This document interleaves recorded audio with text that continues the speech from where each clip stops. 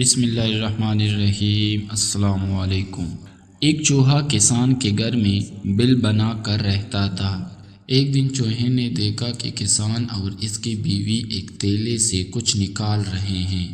چوہے نے سوچا کہ شاید کچھ کھانے کا سامان ہے۔ خوب غور سے دیکھنے پر اس نے پایا کہ وہ چوہے دانی تھی۔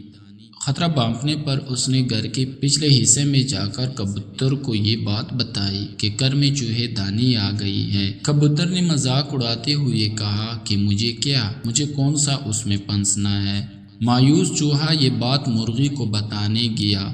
مرغی نے مذاق اڑاتے ہوئے کہا کہ جا بھائی، یہ میرا مسئلہ نہیں ہے۔ مایوس چوہے نے دیوار میں جا کر بکری کو یہ بات بتائی اور بکرا ہنستے ہنستے لوٹ پوٹ ہونے لگا۔ اسی رات چوہے دانی میں کٹک کی آواز ہوئی جس میں ایک زہریلا سانپ پھنس گیا تھا۔ اندھیرے میں اس کو چوہا سمجھ کر کسان کی بیوی نے اس کو نکالا اور اسے ڈس لیا۔ طبیعت بگڑنے پر کسان نے حکیم کو بلایا۔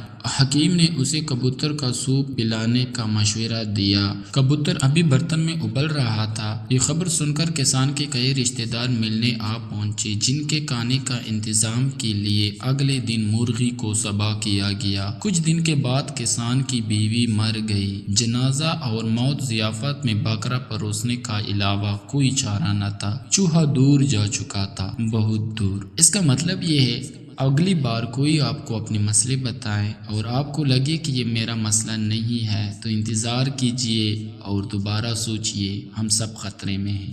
سماج کا ایک عضو، ایک طبقہ، ایک شہری خطرے میں ہے تو پورا ملک خطرے میں ہے۔ ذات، مذہب اور طبقے کے دائرے سے باہر نکلے، خود تک محدود مت رہیے، دوسروں کا احساس کیجئے۔